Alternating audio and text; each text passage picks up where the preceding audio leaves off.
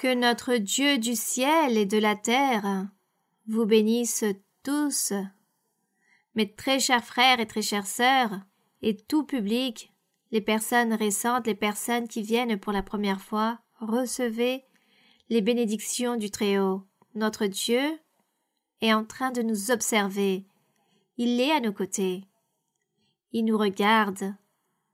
Le psaume raconte que notre Dieu a dans le ciel son trône et que là-bas, assis sur son trône, il observe et il regarde les fils de l'homme, toute l'humanité. Merci Seigneur pour ce grand privilège que tu puisses être là en train de nous regarder, de nous observer. Nous voulons être de bons fils, les serviteurs du Seigneur et lui plaire en absolument tout. Alors que mon Seigneur vous bénisse grandement aujourd'hui. Vous pouvez vous asseoir, vous pouvez vous mettre à l'aise là où vous vous trouvez, et de cette façon, heureux, très joyeux, notre cœur est rempli d'un grand enthousiasme. Nous allons de cette façon aujourd'hui lire et méditer dans cet évangile de Saint Matthieu. Aujourd'hui, nous correspond de lire le chapitre 21 et de cette façon, aujourd'hui, nous allons honorer le Seigneur avec la réunion d'aujourd'hui. Nous allons nous concentrer car notre cœur doit jouir de contentement. Car nous allons dédier certaines minutes, voire 1 heure ou 1h30, voire peut-être 2 heures. Nous allons prendre ce temps pour parler du Seigneur, pour méditer, analyser et nous imaginer aussi, comment étaient les faits de l'ancien temps. Il y a plus de 2000 ans lorsque le Seigneur s'est manifesté sur la terre, là-bas à Jérusalem. Et nous pouvons commencer à nous imaginer, à travers l'histoire, comment les choses se sont passées grâce à tous ces écrits. Nous pouvons nous imaginer de quelle façon le Seigneur a agi lorsqu'il parlait, lorsqu'il prêchait, lorsqu'il enseignait la loi de Moïse, lorsqu'il prêchait au sujet du royaume des cieux. Et le Seigneur, en faisant 2 choses à la fois, il accomplissait la loi pour ensuite l'annuler avec son sacrifice sur la croix, mais aussi il enseignait le royaume des cieux. Il ouvrait la route pour un nouveau chemin, pour une nouvelle méthode de salut. Et nous lui rendons grâce, car aujourd'hui, nous sommes en train de jouir aussi de tous ces écrits, de tous ces faits qu'il a vécus et qu'il a enseignés anciennement, et aujourd'hui, nous les voyons à nouveau, nous les relisons, et l'Esprit de Dieu se trouve là pour allégrer notre cœur et pour vivifier cette parole dans notre être et dans notre âme. Donc notre Dieu est le Tout-Puissant. C'est le Maître de l'univers, le Créateur, celui qui nous gouverne.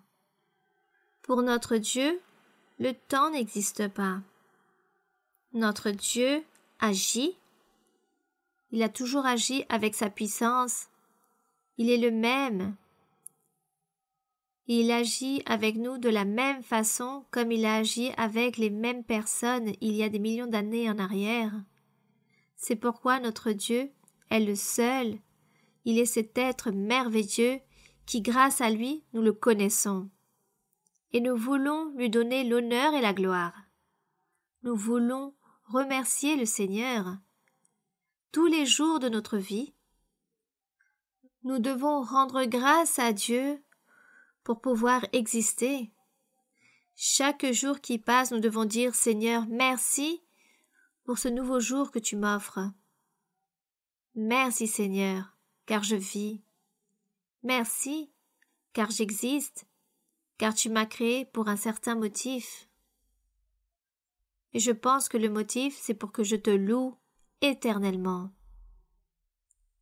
Alors toujours, nous devons rendre grâce au Seigneur.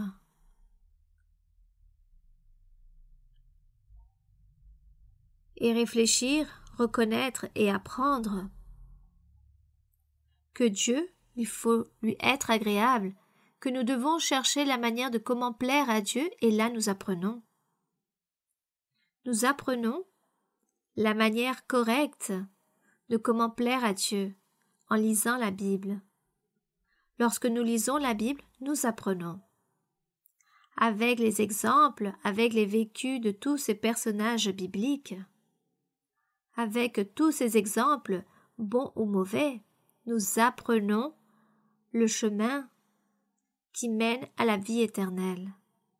Nous apprenons à être obéissants à Dieu, à croire, à être confiants en lui, et nous apprenons aussi, si nous sommes insensés et désobéissants, alors Dieu, avec sa main forte, va nous réprimander. Donc, nous voulons tous être de bons fils, des fils obéissants. Nous voulons être des serviteurs qui aiment réellement ce Dieu tout-puissant. Car, pour Dieu, ce n'est pas impossible que chaque personne puisse ressentir la présence du Saint-Esprit. Car notre Dieu nous connaît, il sait qui il va bénir. Nous espérons que nous soyons tous dignes de cette grande bénédiction. Avec allégresse le Seigneur, et pour honorer le Seigneur, nous allons donc lire le chapitre 21 de Matthieu. Nous allons voir et connaître des choses merveilleuses que le Seigneur a fait. Il est donc écrit: Lorsqu'ils approchèrent de Jérusalem, prenant en compte que le Seigneur marchait avec ses disciples à travers plusieurs villages, il parcourait plusieurs villages autour de Jérusalem qui était la ville principale, la capitale de Juda. Et le Seigneur, dans tous ces villages, il prêchait. Et il le faisait selon ce que nous lisons, il le faisait en marchant. Donc lorsqu'ils approchèrent de Jérusalem et qu'ils furent arrivés à Bethphagée, vers la montagne des Oliviers, Jésus envoya 2 disciples en leur disant: Allez au village qui est devant vous. Vous trouverez aussitôt une ânesse attachée et un âneau avec elle. Détachez-les et amenez-les-moi. Dans Luc et dans Jean, l'histoire raconte qu'il y avait effectivement l'âneau, l'enfant de l'ânesse, et c'est celui qu'on apporta devant le Seigneur. Mais nous n'allons pas nous demander ou nous inquiéter pourquoi ici on parle au pluriel et là-bas dans Luc ou Jean, c'est écrit au singulier. Par logique, nous pouvons déduire que le Seigneur avait besoin juste d'un âneau pour monter dessus et entrer à Jérusalem. Donc ici, il est écrit dans le verset 3. Si quelqu'un vous dit quelque chose, vous répondrez: Le Seigneur en a besoin, et à l'instant, il les laissera aller. Tout cela arriva afin que s'accomplisse ce qui avait été annoncé par le prophète Zacharie. Et ce prophète Zacharie a prophétisé la chose suivante. Dites à la fille de Sion: Voici, ton roi vient à toi. Plein de douceur, et monté sur un âne, sur un âneau. Ici Dieu parlait par la bouche du prophète qu'il était monté sur un âne, sur un âneau, comme si quelqu'un pourrait dire: mais il se contredit ou pas? Il s'agissait d'un âne ou d'un âneau? Il s'agissait tout simplement d'un animal qui porte des charges, et le Seigneur était là. Le Seigneur a utilisé cet anon. Il a parlé ainsi sur cet anon, il l'a utilisé pour monter dessus et entrer dans la ville de Jérusalem. Lisons maintenant dans Zacharie, chapitre 9.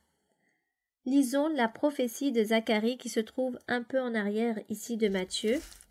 Nous trouvons le livre de Zacharie. Et dans sa prophétie, Dieu l'utilisait pour prophétiser sur ce qui allait se produire lorsque le Seigneur Jésus-Christ allait apparaître sur la terre pour prêcher sa parole ou le royaume des cieux. Donc ici, dans Zacharie 9:9, par manque de temps, nous allons lire juste ce verset où il est écrit dans le 9:9 de Zacharie: « Sois transportée d'allégresse, fille de Sion. » Allègre-toi, fille de Sion. Quelqu'un pourrait dire: et qui est-ce, la fille de Sion? Mais nous savons, lorsqu'il est écrit fille de Sion, le Seigneur faisait référence à l'Église du Seigneur. Mais si nous parlons de manière littéraire ou physiquement, la fille de Sion était cette Jérusalem physique, où le Seigneur allait entrer, monter sur l'anneau, le Seigneur allait entrer à Jérusalem. Et là-bas, Jérusalem habitait des Juifs, ou plus généralement des Israélites, le peuple d'Israël, la nation d'Israël. Mais en Juda aussi, ses habitants étaient nommés Juifs. Et le Seigneur, là-bas, avait choisi, ou plutôt élu, Jérusalem, cette capitale. La capitale de Juda, il l'avait élue comme cette ville pour pouvoir être ce symbole ou cette ressemblance ou réaliser une métaphore en disant que cette Jérusalem physique et tous ses habitants de cette Jérusalem, car là-bas se trouvait le temple que le Seigneur avait permis de bâtir, alors le Seigneur avait donc cette préférence et regardait avec beaucoup d'appréciation cette ville, car cette Jérusalem physique ou littéraire était le symbole de l'Église du Seigneur Jésus-Christ, l'Église qu'il allait établir par la suite avec les croyants. L'Église du Seigneur, il s'agit du cœur d'un homme ou d'une femme qui aime Dieu, qui accomplit ses commandements. Donc, tous ces gens forment cette Église spirituelle, mais le Seigneur a fait quelque chose de physique et matériel aussi. Et c'est pourquoi il a choisi cette Jérusalem physique. Et ici, le prophète Zacharie, lorsqu'il a prophétisé, le Seigneur dit: « Parle à Jérusalem et dis-leur que viendra le précurseur, celui qui a été élu, le Sauveur, que va venir un roi et qu'il va régner, et son règne sera éternel, il s'agira d'un règne parfait. » C'est pourquoi le peuple attendait un roi physique. Ils étaient très heureux, car ils pensaient que Dieu allait envoyer un roi parfait et qu'il n'allait plus souffrir par ce gouvernement grâce à ce roi parfait, mais ils n'avaient jamais compris que Dieu parlait dans un sens spirituel et que son règne n'était pas physique, matériel, du monde, mais qu'il s'agissait d'un règne spirituel. Chose difficile pour certains, mais ne vous inquiétez pas, les personnes qui ne comprennent pas, ne vous inquiétez pas, car Dieu par la suite vous fera comprendre, le Saint-Esprit ouvrira la pensée des gens pour comprendre ces grands mystères. Et le Seigneur donc dit à ce prophète, dit à Jérusalem: « Allègre-toi, fille de Sion », en parlant à cette Jérusalem, à ces Juifs. Il leur dit: « Pousse des cris de joie, fille de Jérusalem. Voici ton roi, viens à toi. » J'aimerais que vous puissiez lire aussi. Relisons-le. « Sois transportée d'allégresse, fille de Sion, pousse des cris de joie, fille de Jérusalem.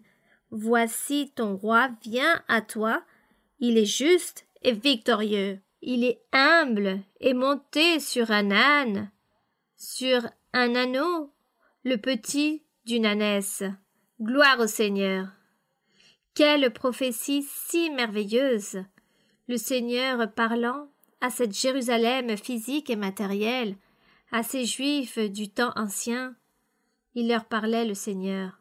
Allons maintenant de nouveau à Matthieu 21, et dans le verset 5 de Matthieu 21, le Seigneur Jésus envoie ses disciples en disant « Apportez-moi cet anneau qui se trouve là-bas avec cette ânesse, détachez-les et amenez-les-moi. » Et personne ne vous l'interdire de m'apporter cet animal, car ensuite nous allons le retourner. Et ici dans le verset 5, que tout se trouve dans l'accomplissement de la prophétie de Zacharie lorsqu'il disait « Dites à la fille de Sion, à cette Jérusalem physique et matérielle, à ses habitants, à ses Juifs du temps ancien, voici ton roi, viens à toi plein de douceur et monté sur un âne. » Et dans le verset 6, il est écrit « Les disciples allèrent et firent ce que Jésus leur avait ordonné. Ils amenèrent l'ânesse et l'anneau. » Mais réellement, c'était l'anneau qu'ils ont apporté. Ils mirent sur eux leurs vêtements et le firent asseoir dessus, le Seigneur Jésus, sur cet âne. Et la plupart des gens de la foule étendirent leurs vêtements sur le chemin, d'autres coupèrent des branches d'arbres et en jonchèrent la route. Car ils ont voulu faire cela pour honorer le Seigneur qui était en train d'entrer dans la ville de Jérusalem. Il était allé plusieurs fois à Jérusalem, mais ce jour-là, ce fut un jour très spécial car il était monté sur un âneau pour que puisse s'accomplir la prophétie de Zacharie. Et les personnes l'ont honoré en jetant leurs vêtements et des branches d'arbres pour qu'ils puissent passer par là. Et ceux qui précédaient et ceux qui suivaient Jésus criaient « Hosanna au fils de David !» Béni, Hosanna, il s'agit d'un mot grec qui est utilisé pour honorer le Seigneur, pour louer le Seigneur. Hosanna au fils de David, béni soit celui qui vient au nom du Seigneur. Hosanna dans les lieux très hauts. C'étaient les paroles de louange que ce peuple était là-bas en train de rendre hommage au Seigneur Jésus-Christ. Béni soit le Seigneur. Nous pouvons donc nous imaginer comment était cet événement. Ce chemin, et là-bas le Seigneur monté sur cet âneau, qui rentre à Jérusalem, la fille de Sion, et dit à la fille de Sion, à la fille de Jérusalem, que là vient ton roi. Béni soit notre Dieu. Quel privilège, dans ce temps ancien, pour tous les disciples, pour le peuple qui a vécu ces expériences, même s'ils n'arrivaient pas à bien comprendre. Ils n'ont pas chéri, cependant, tout cela s'est accompli, car la parole du Seigneur devait s'accomplir de la sorte, les promesses. Béni soit notre Dieu, gloire à Dieu. Puis il est écrit dans le verset 10, « Lorsqu'il entra dans Jérusalem, toute la ville fut émue, et l'on disait, « Qui est celui-ci » La foule répondait, « C'est Jésus, le prophète de Nazareth en Galilée. » Vous voyez que les personnes n'avaient pas compris qui était ce personnage, qui était en train de prêcher le royaume des cieux, qui était en train d'enseigner la loi, en train de l'accomplir et en train de parler du salut, de la vie éternelle. Les gens n'avaient pas compris. Ils disaient, il s'agit d'un prophète. Les gens disaient, c'est Jésus le prophète de Nazareth en Galilée. Verset 12. Jésus entra dans le temple de Dieu. Anciennement, le temple, il s'agissait d'un temple qu'Hérode avait ordonné de bâtir pour les Juifs. Et ce temple, comme il avait et représentait un symbole, il s'agissait du symbole du temple du Seigneur, le temple que le Seigneur Jésus-Christ allait construire avec son Église, avec ses croyants. C'est pourquoi le Seigneur Jésus le faisait respecter, car il n'avait pas encore été crucifié Le Seigneur n'avait pas encore été livré à la mort, il n'avait pas encore ressuscité, donc le Seigneur était en train de vivre la loi de Moïse. Il l'enseignait, il l'accomplissait, il l'observait, et le Seigneur savait qu'allait bientôt s'approcher la fin pour la loi de Moïse. Cette loi allait terminer, et le Seigneur savait que la fin de cette loi, c'était sa mort et sa résurrection. Mais le Seigneur savait qu'avant d'annuler cette loi, le Seigneur savait qu'il devait tout d'abord accomplir tout au pied de lettre la loi de Moïse. En vue que personne n'avait pu l'accomplir, le Seigneur Jésus-Christ a accompli toute la loi de Moïse. Autant qu'être humain qu'il s'est comporté pour accomplir cette loi. Et lorsqu'il l'a accomplie, c'est lorsque le Seigneur est crucifié et qu'il ressuscite.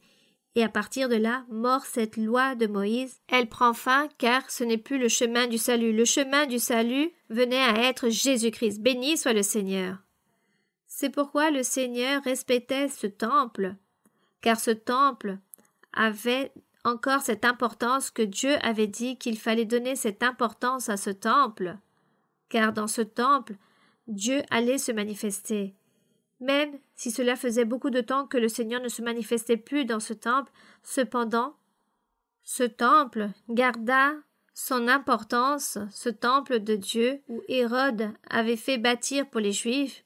C'est pourquoi il est écrit « Jésus entra dans le temple de Dieu, il chassa tous ceux qui vendaient et achetaient dans le temple, il renversa les tables des changeurs et les sièges des vendeurs de pigeons. » C'est-à-dire qu'ils avaient converti ce temple de l'extérieur.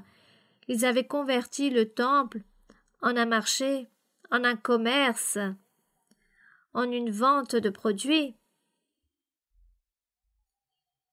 Ils avaient converti ce temple, et c'est pourquoi les gens ne respectaient plus, et le Seigneur Jésus a fait respecter ce temple physique, car ce temple physique avait sa représentation physique, c'était l'ombre, la ressemblance du temple spirituel.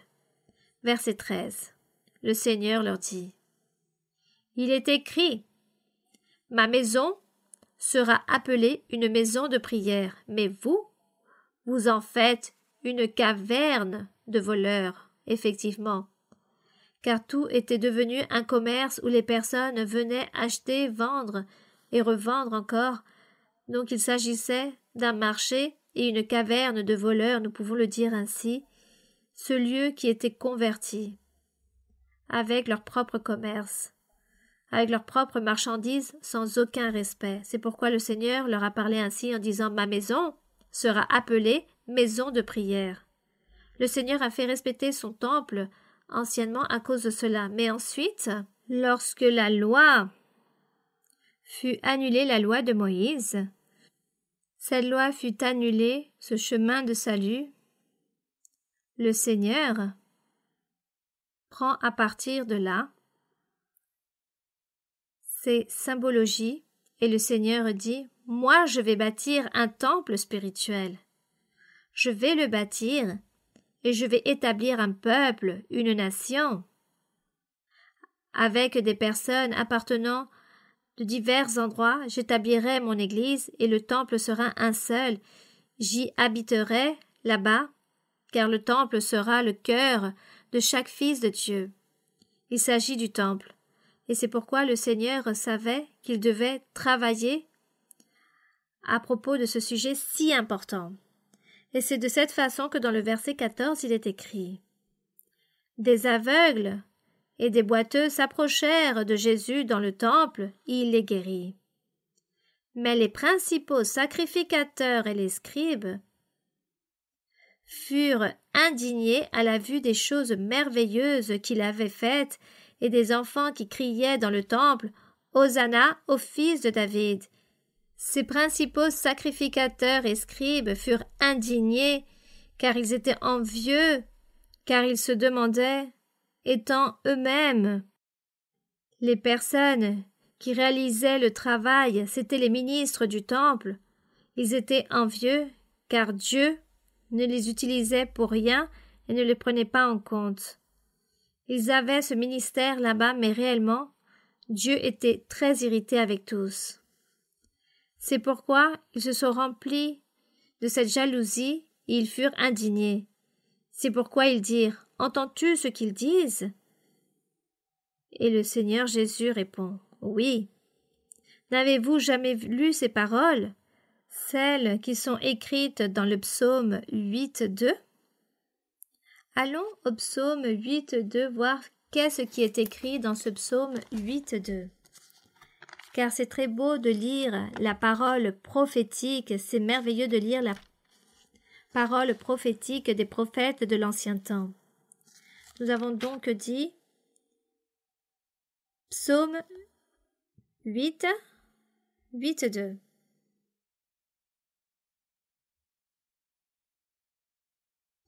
Il est écrit.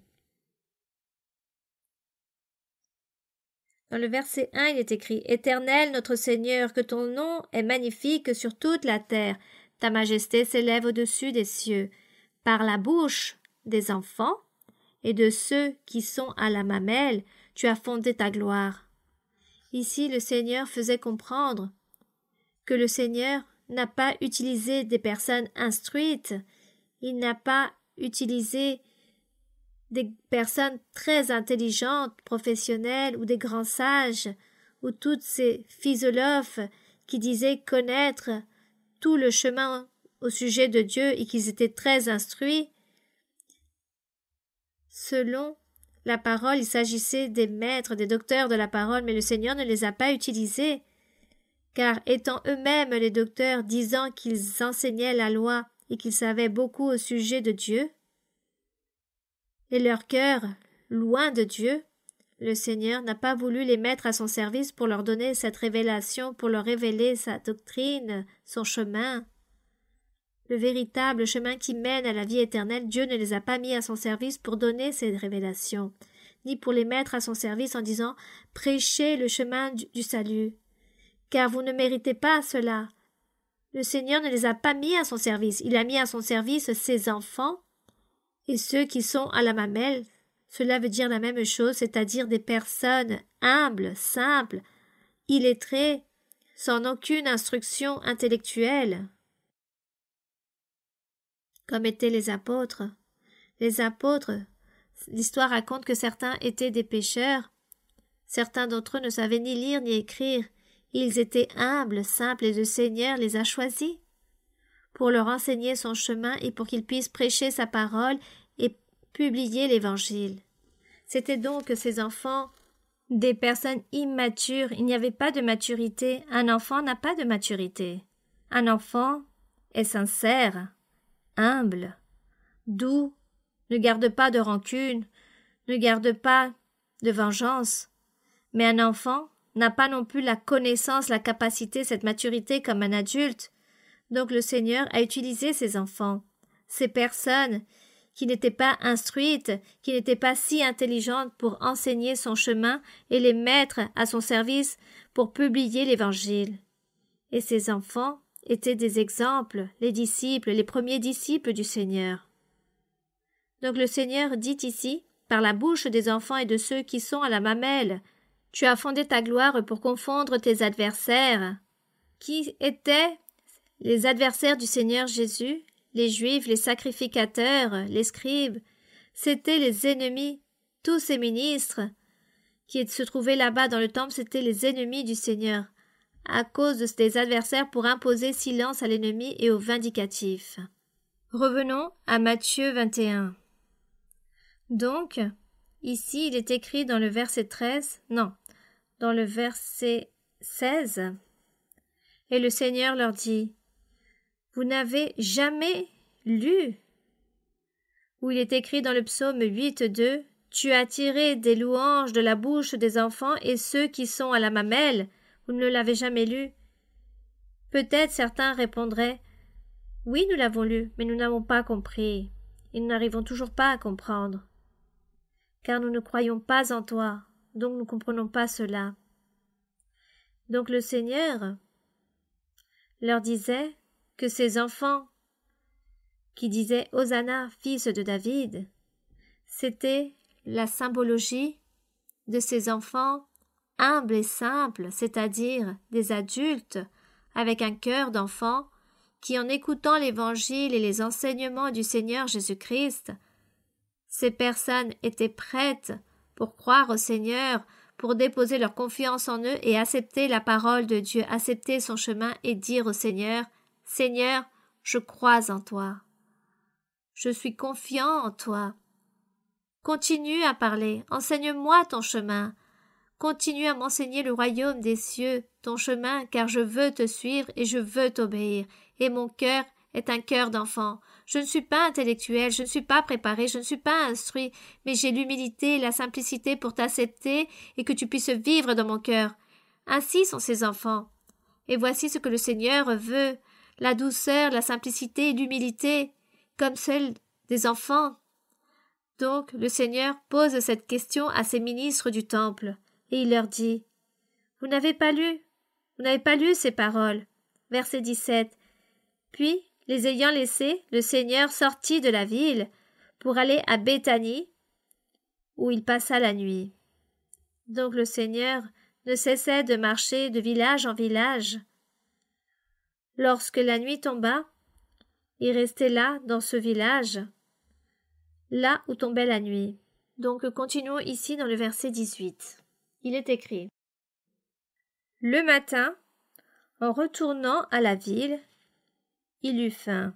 Donc le Seigneur raconte qu'il eut faim, car le Seigneur s'est comporté comme un être humain. L'histoire raconte, la Bible dit, que le Seigneur ne s'est jamais comporté comme Dieu, mais comme un être humain, plus précisément, pour pouvoir ainsi nous considérer, nous les êtres humains, nous comprendre dans notre souffrance ou les tribulations ou les pénalités que nous puissions vivre ou supporter ou souffrir ou vivre.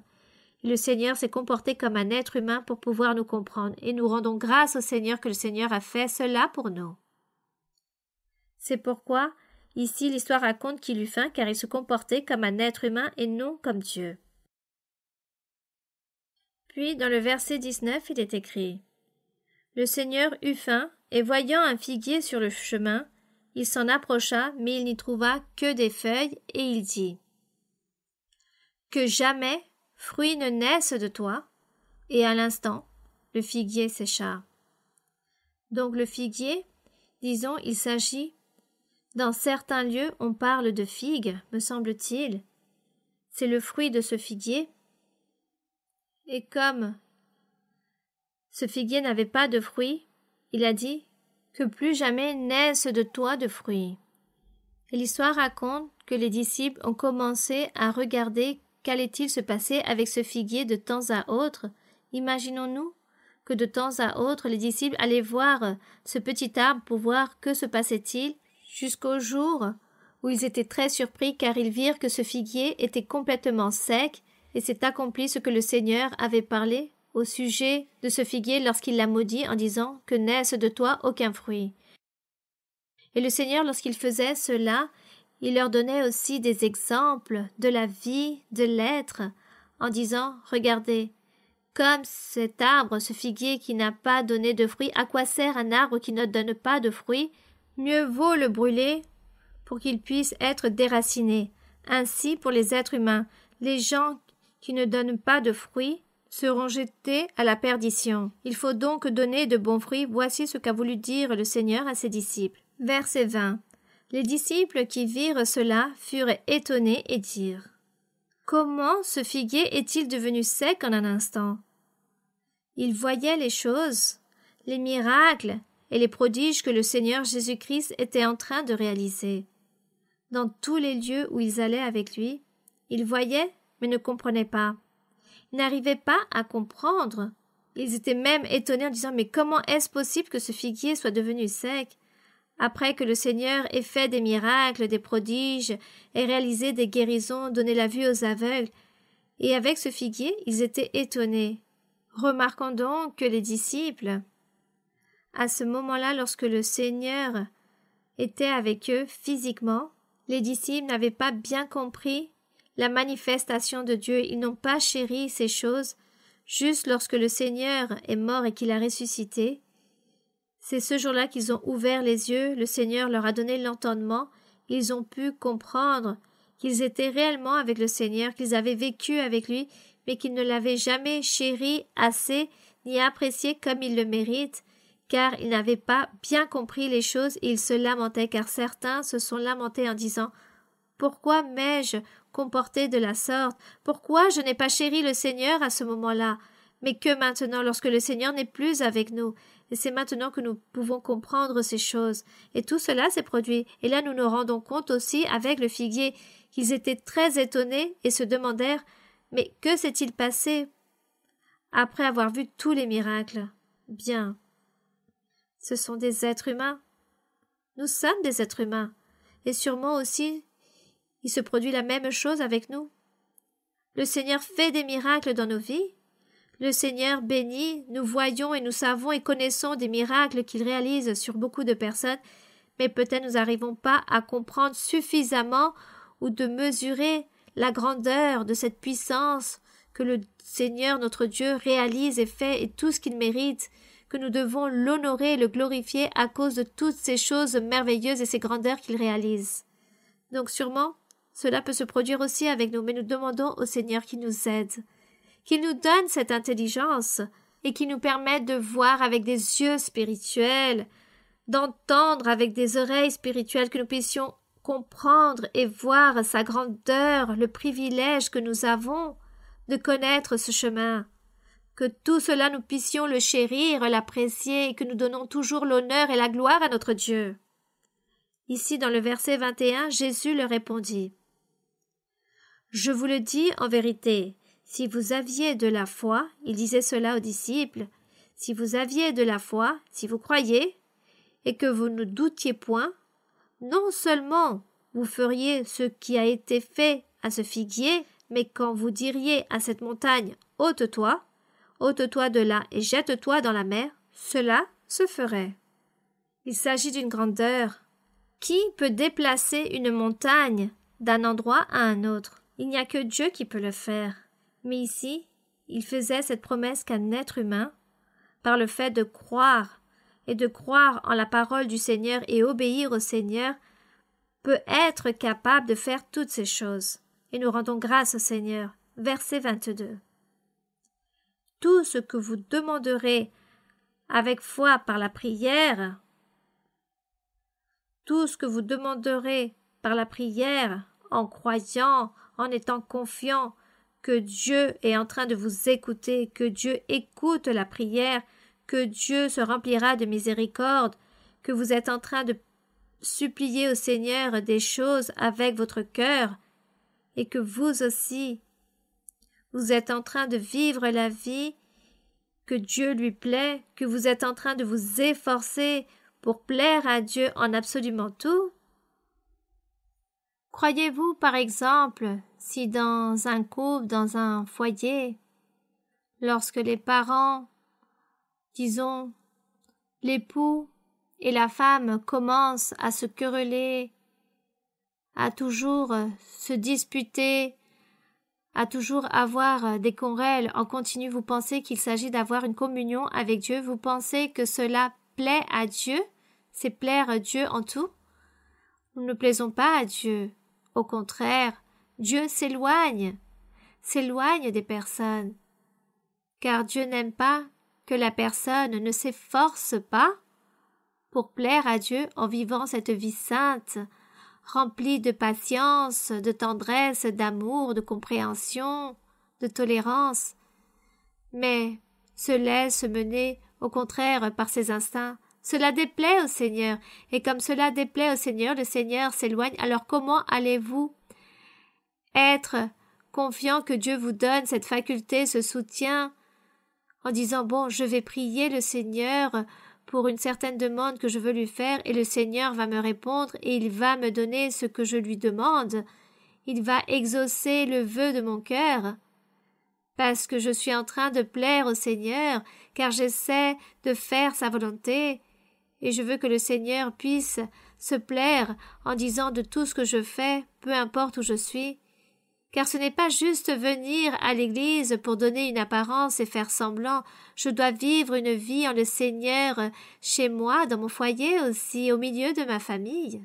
Alors que dois-je faire pour que Dieu aussi puisse écouter ma prière? Ou que le Seigneur dise « Bon, tu n'as pas la foi. » Bien évidemment, quelle foi si je suis là, toujours en train de vivre dans les discordes, en train de lancer des injures, là-bas dans mon foyer? Cela déplaît au Seigneur. Comment allez-vous dire à cette montagne « Déplace-toi là-bas » ? Le Seigneur ne va pas vous écouter. Le Seigneur ne va pas vous donner son soutien, son appui, il ne va pas vous aider. Le Seigneur ne va pas répondre à votre demande lorsque vous dites « Tout ce que tu me demandes, en croyant, tu vas le recevoir. » Car tout cela doit être accompagné de vivre une vie droite devant le Seigneur pour que la prière soit écoutée. Donc là, nous sommes en train d'apprendre comment donner des pas chaque jour, comment nous devons avancer vers la vie éternelle. Il s'agit d'un pas, apprendre à prier, apprendre à demander. Mais comment je dois vivre pour que Dieu nous écoute et que Dieu puisse exaucer mes vœux? Que le Seigneur nous aide, que le Seigneur se remplisse de miséricorde. Et je sais que le Seigneur va être très bon. Bien. Le verset 23, il est écrit « Jésus se rendit dans le temple. » Donc, les principaux sacrificateurs des anciens du peuple vinrent lui dire.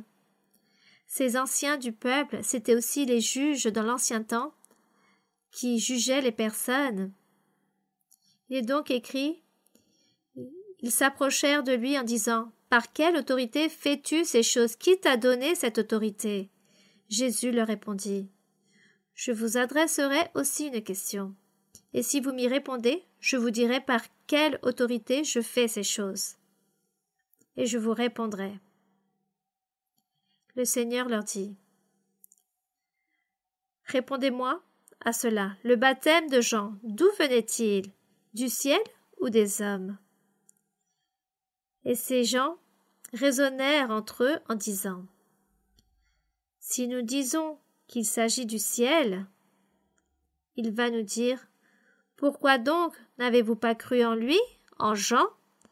Si le baptême de Jean venait du ciel, pourquoi n'avez pas vous cru en Jean? » Donc ici, il est écrit, « Mais si nous répondons le contraire, mais qu'il s'agit des hommes, nous avons à craindre toute la foule, car tous tiennent Jean pour un prophète. » Donc, tout allait mal pour eux, pour les scribes, pour les principaux, pour les anciens.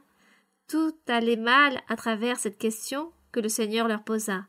Il a dit, aucune des réponses nous convient de dire, car nous sommes condamnés avec ces deux réponses ou avec ces deux questions. Cela nous mènera à être condamnés.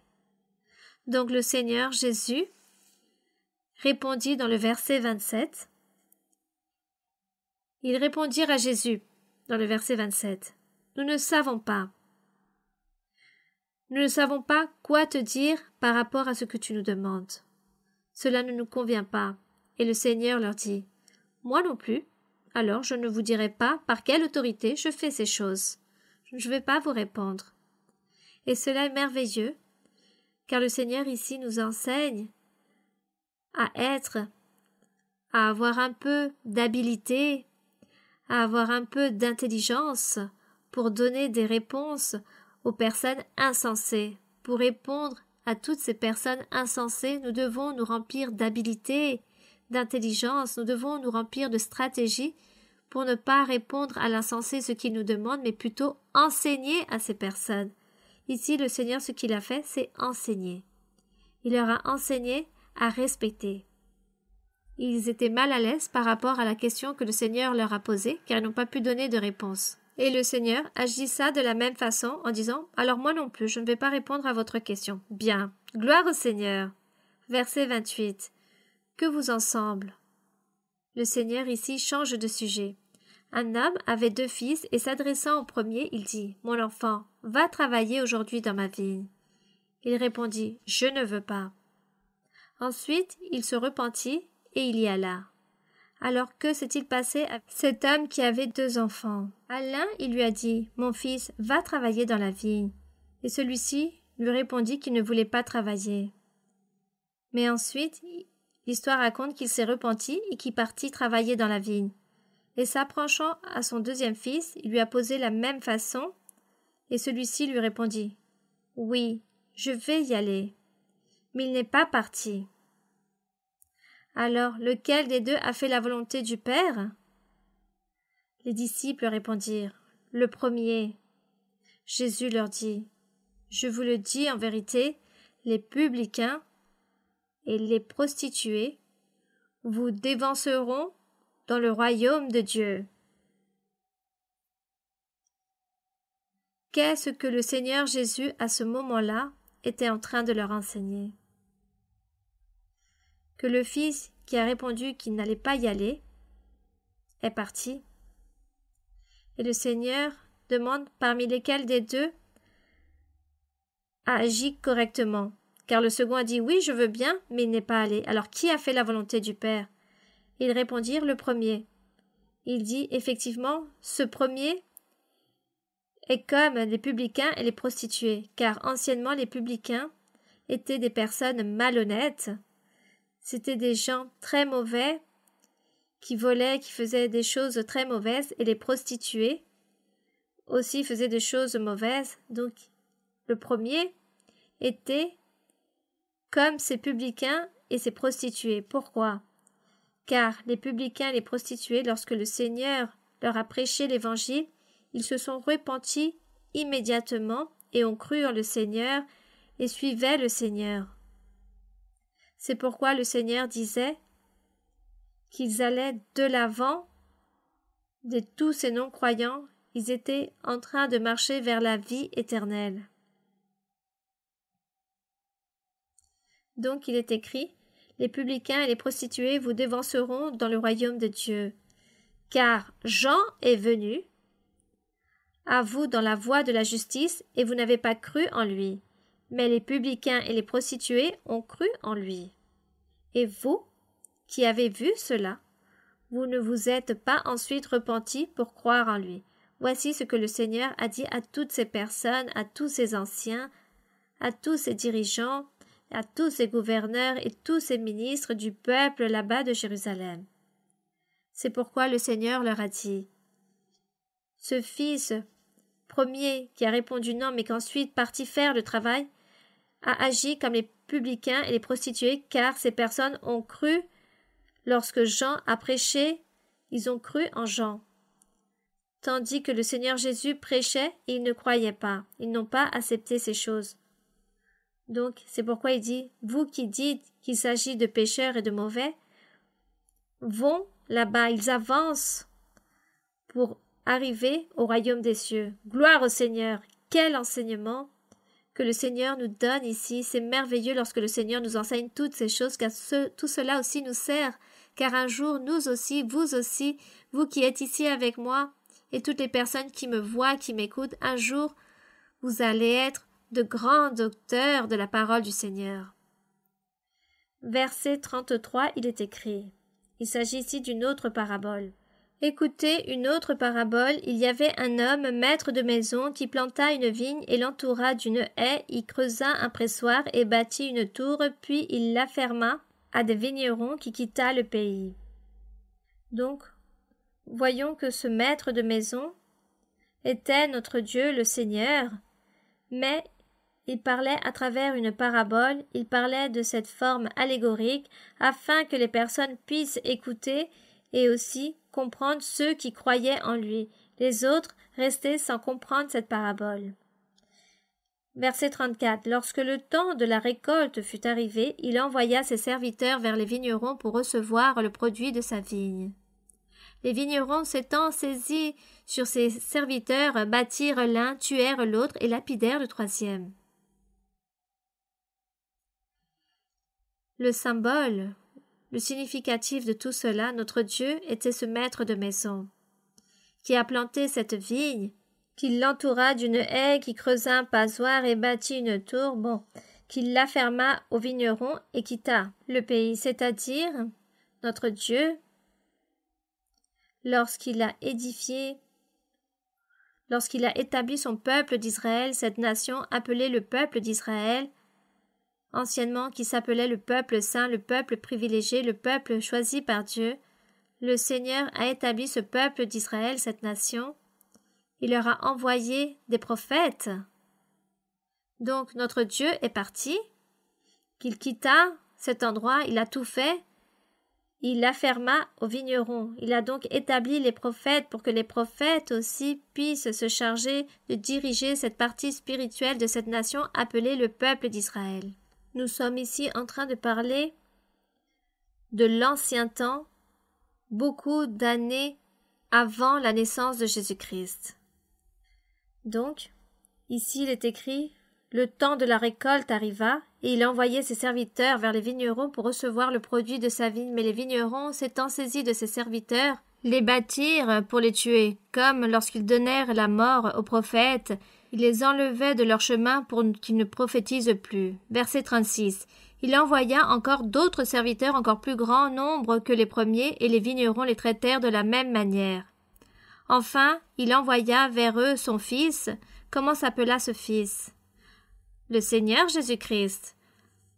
Finalement, ce maître de famille envoya son fils, car il a dit « Je vais envoyer mon fils, car ils vont le respecter, car il s'agit de mon fils. » Donc enfin il envoyait vers eux son fils en disant « Ils auront du respect pour mon fils. » Mais quand les vignerons virent le fils, ils dirent entre eux « Voici l'héritier. Venez, tuons-le et emparons-nous de son héritage. » Voici ce qu'ils ont fait.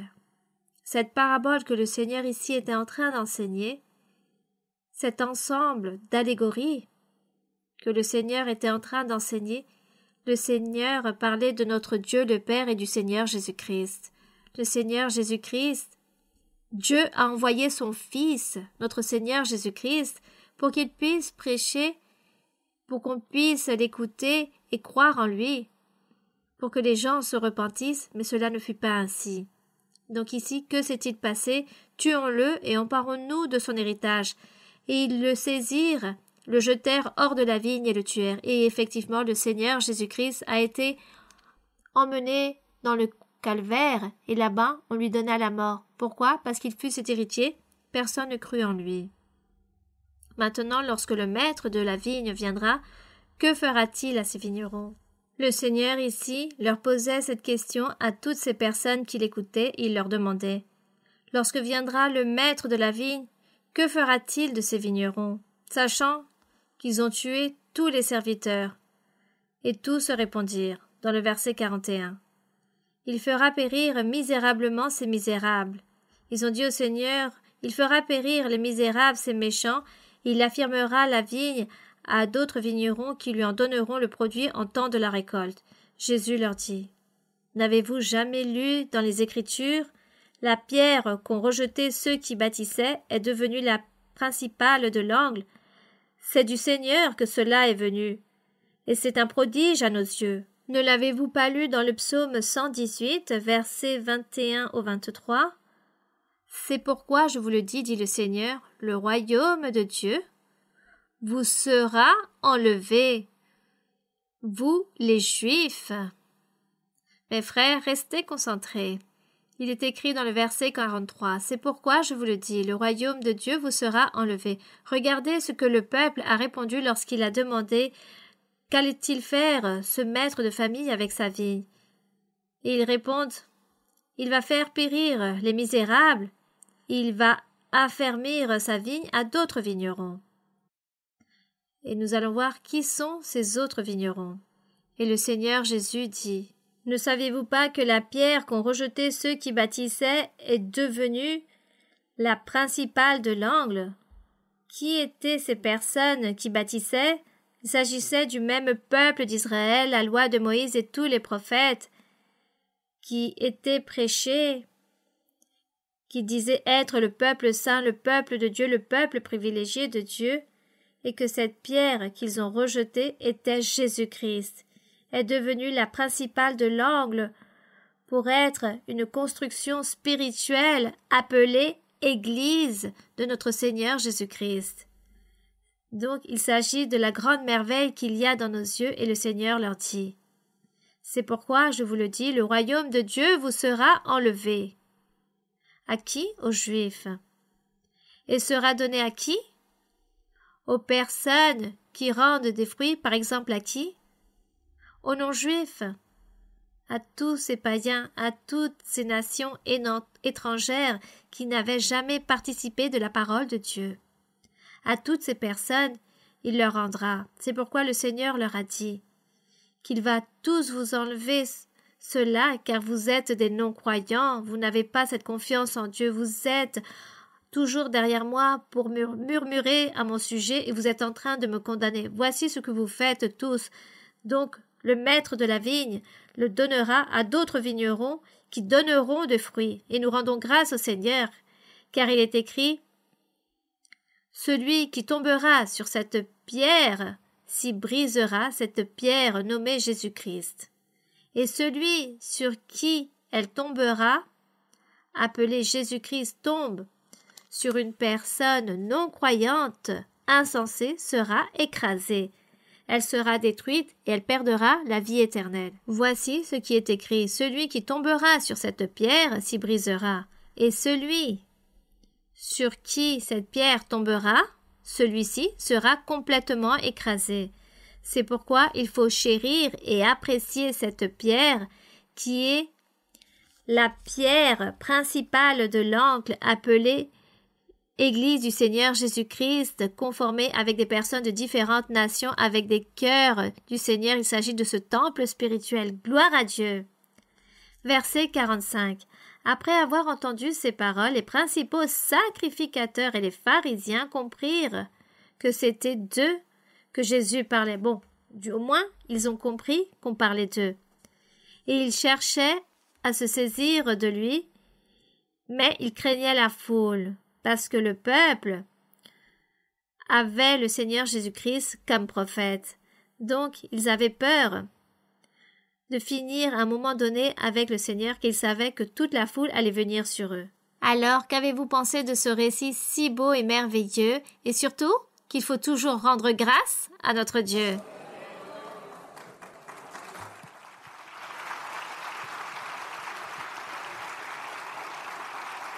Nous devons toujours remercier le Seigneur, car le Seigneur nous a ici devant sa présence. Nous sommes ses vignerons, nous sommes ses ouvriers. Le Seigneur nous a donné une grande responsabilité. Et nous, autant qu'ouvriers, autant que vignerons, nous devons travailler et donner de bons fruits, de très bons fruits, et nous présenter devant le Seigneur très fiers de lui, et dire « Seigneur, me voici, avec tous mes fruits, et avec le travail que j'ai réalisé dans ta vigne. Voici ce que nous allons nous engager à faire envers le Seigneur. Que le Seigneur vous bénisse. Lisez la Bible, cherchez Dieu, allez à l'église la plus proche, et cherchez à que Dieu vous parle à travers le don de la prophétie. Que Dieu vous bénisse. Nous allons donc prier. Père céleste, Père de notre Seigneur Jésus-Christ, je te rends grâce, mon Seigneur. Je te remercie.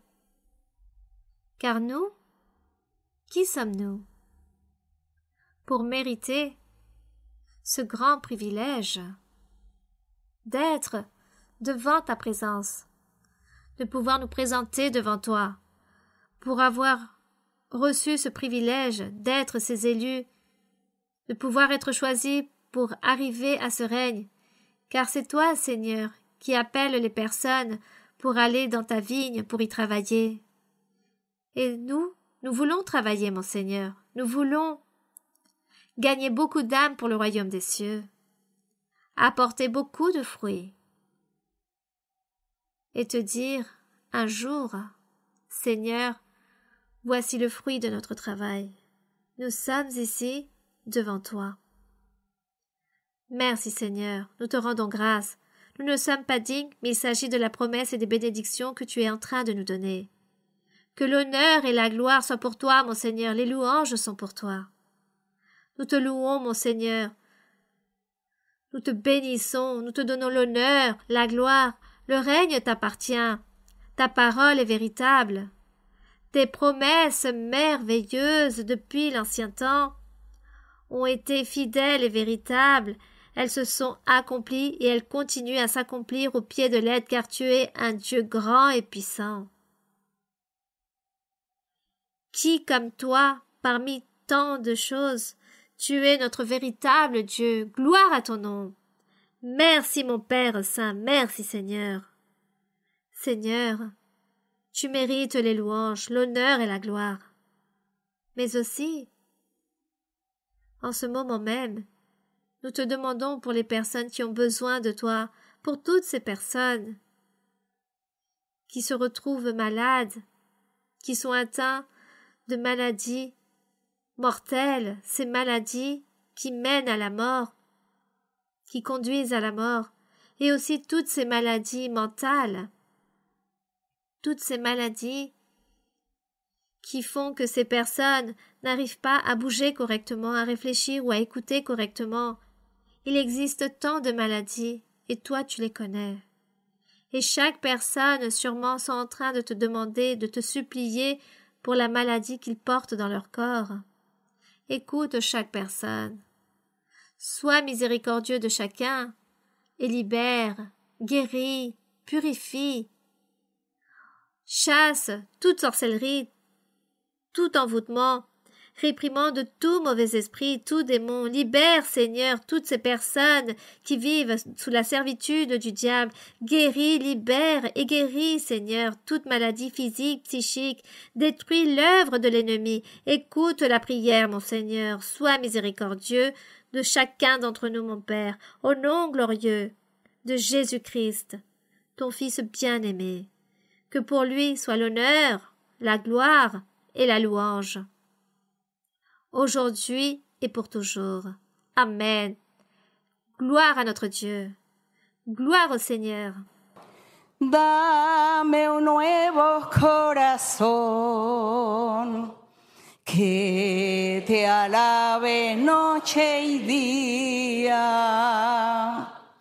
Dame un nuevo corazón. Oh Jesús, tú eres mi guía. Dame un nuevo corazón y que sea morada tuya.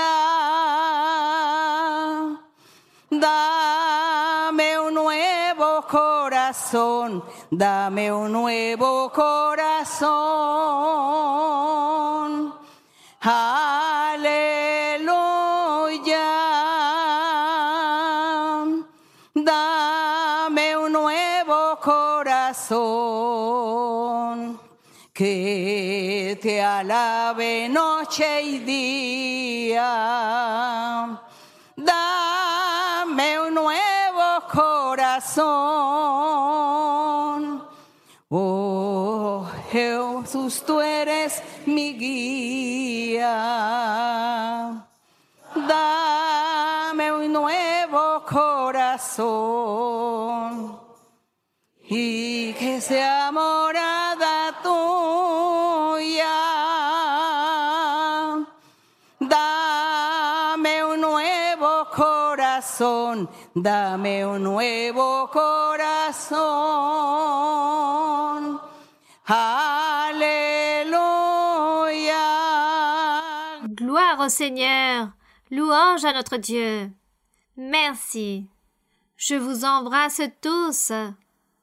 Et le bisou comme toujours aux enfants. Que le Seigneur vous bénisse. Que Dieu vous bénisse. Et à vous aussi. Merci beaucoup mes frères et sœurs et que Dieu vous bénisse. Merci et à très bientôt.